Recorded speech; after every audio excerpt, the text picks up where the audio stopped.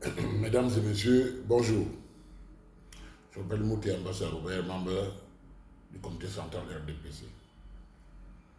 Je prends la parole ce jour au sujet de la création du poste de vice-président de la République du Cameroun.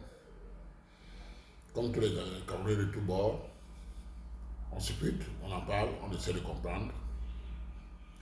Et de mon point de vue, la création du poste de vice-président de la République du Cameroun est une très bonne chose pour notre pays dans le contexte actuel. Le chef de l'État, avec cette modification de la Constitution, va résoudre beaucoup de problèmes en poussant un seul pion, le vice-président. Au niveau de l'État, il faut savoir que le pouvoir n'est pas public, le pouvoir est secret. C'est très important. Vous savez, un pays comme le Cameroun dérange. Le président Paul Biya a jusqu'à présent déjoué toutes les tentatives de déstabilisation de notre pays. Il protège nos richesses, le sol et sous-sol. Et ça lui vaut beaucoup d'ennemis, surtout à l'extérieur. Nous sommes en plein dans un combat de souveraineté. Après les accords de coopération de 1959, nos pays étaient tous, je peux dire, condamnés à une mort lente. Le président Paul Biya, enfin stratège, n'a pas renouvelé les accords de coopération militaire et économique en 2009, les accords monétaires en 2020. Il a mis en place un projet de création du Fonds monétaire africain qui va nous permettre de sortir du franc CFA. Parce que le premier instrument de la souveraineté de tout pays, c'est d'abord sa monnaie. Et tant que nous sommes dans le CFA, il n'y a qu'un moyen de développement possible et durable. Vous voyez que depuis quelque temps, il y a des grands projets industriels qui sont en cours de lancement. Ces grands projets avec des transformations sur place.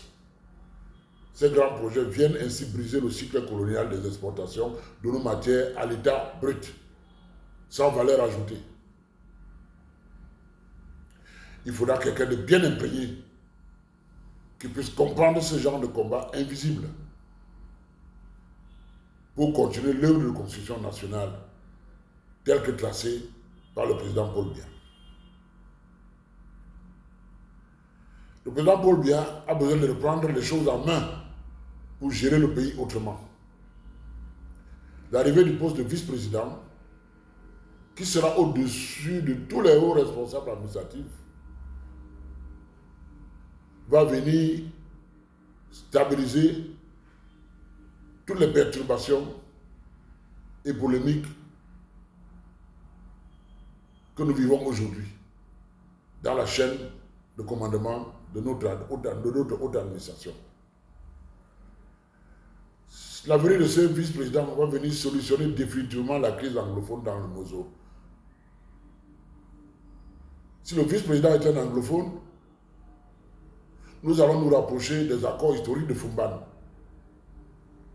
Ce qui ne donnera plus d'alibi à qui que ce soit pour perpétrer cette crise du Nozo, nord-ouest-sud-ouest. À côté de ça, le contenu de la décentralisation donnant déjà un statut spécial à ces deux régions, elles pourront recommencer de fonctionner comme à l'époque de l'État fédéral. Et en plus, ils retrouvent le poste de vice-président. La venue de ce poste, de ce vice-président, va venir stopper les dysfonctionnements constatés dans l'administration. Vous savez tous que les très hautes instructions ne passaient plus qu'en force. Beaucoup n'y croyaient plus. Ça créait un peu la cacophonie. Le problème sera résolu avec l'avènement d'un vice-président qui sera au-dessus de tous. Il y a les luttes, les guerres fratricides entre hauts commis de l'État, ainsi que la guerre des clans qui sévit à tous les niveaux de nos institutions. Les ambitions de plusieurs membres de notre parti ORDP seront revues à la baisse ou annihilées. Pour être chef d'État, il faudra dorénavant passer par la vice-présidence. Vous comprenez que les objectifs vont changer et c'est chacun qui va essayer de redevenir normal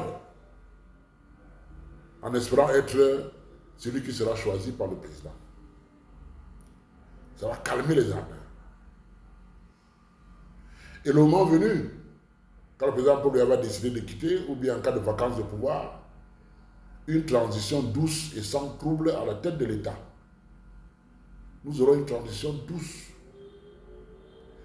L'expérience ayant démontré que chaque fois après les élections présidentielles, il y a eu des troubles. Là, avec l'arrivée d'un vice-président qui continue, il n'y aura pas d'élection en cas de vacances de pouvoir. Il y aura continuité. Donc, la stabilité, la continuité vont éviter qu'on ait des troubles. Vous savez, quand on a été chef d'État, on a pris beaucoup de décisions dans son magistère. Ça vous crée des amis, ça vous crée des ennemis. Ça vous crée des rancuniers. Le chef d'État doit être protégé ainsi que sa famille. Et il faut éviter une chasse aux sorcières s'il décide de partir. Donc, le choix de la vice-présidence devra être un choix fait en faveur d'un homme sûr et de confiance pour éviter le chaos. Au niveau de notre parti, le RDPC, il y aura des impacts. On ne peut pas faire ces grands changements sans que ça influence le RDPC. Parce que vous savez, il y en a qui, politiquement, pensent passer par le RDPC pour arriver à la magistrature suprême.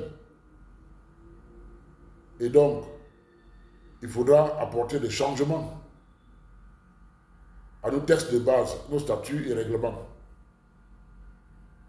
Et devront être modifiés en conséquence pour que le vice-président de la République soit automatiquement vice-président du parti et que les choses soient claires.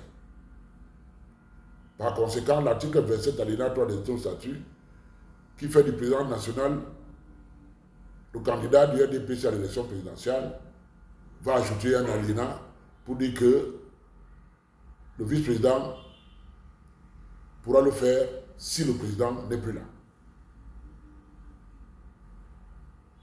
Et ceci va permettre qu'au niveau du parti, il n'y ait pas de vacances. Il y aura quelqu'un qui va suppléer immédiatement. Et cette façon de faire va venir annihiler toute forme d'attaque politique des loups que nous avons déjà dans la bergerie. Les clans seront neutralisés, les néo-durs, les états-majors et autres. On ne peut pas aller plus loin que ça. Alors, quel profil nous faut-il pour le nouveau vice-président? Le chef d'État a besoin d'un vice-président pour l'assister. Ce qui veut dire que le chef d'État garde tous ses pouvoirs. Il fait faire au vice-président ce qu'il souhaite qu'il fasse. Le vice-président ne décide pas à sa place. Il n'a pas besoin de légitimité. Il vient assister quelqu'un qui a tout son pouvoir. Alors ce vice-président sera un homme de confiance, pouvant continuer les combats d'État en cours et protéger les arrières du chef d'État et toute sa famille. Et ça, c'est un profil difficile à trouver parmi les collaborateurs, qui sont généralement de soumission apparente. Mais une fois en poste, changent de comportement, deviennent tyranniques, abusifs, violents, autoritaires et même méchants. Certains, même une fois en poste, ne pensent qu'à se venger. Partout dans le monde, les hommes changent dès qu'ils ont un pouvoir. Le chef de l'État devra faire très attention dans son choix. C'est la raison pour laquelle les plus malins préfèrent généralement un membre de famille biologique très proche qui l'assiste pendant tous ces moments difficiles et fragiles. Le président devra explorer ce côté des choses. C'est très important. Il ne faut pas faire l'erreur. non équerreur. Alors, l'autre critère au niveau du profil, ce sera un homme ayant une maîtrise de l'histoire, des us et coutumes de notre zone anglophone. Un homme d'humeur égale, fidèle et sans ambition. Quand il dit sans ambition, c'est-à-dire c'est quelqu'un qui se contente de ce qu'on lui donne. Il ne sait pas de trop en faire. Il doit être rassembleur, tolérant, patriote. Quelqu'un qui n'est pas un revanchard, qui a des capacités et aptitudes à l'ascendance et au commandement, à la pondération, aux négociations, et devant être originaire de l'ère géographique anglophone, pardon.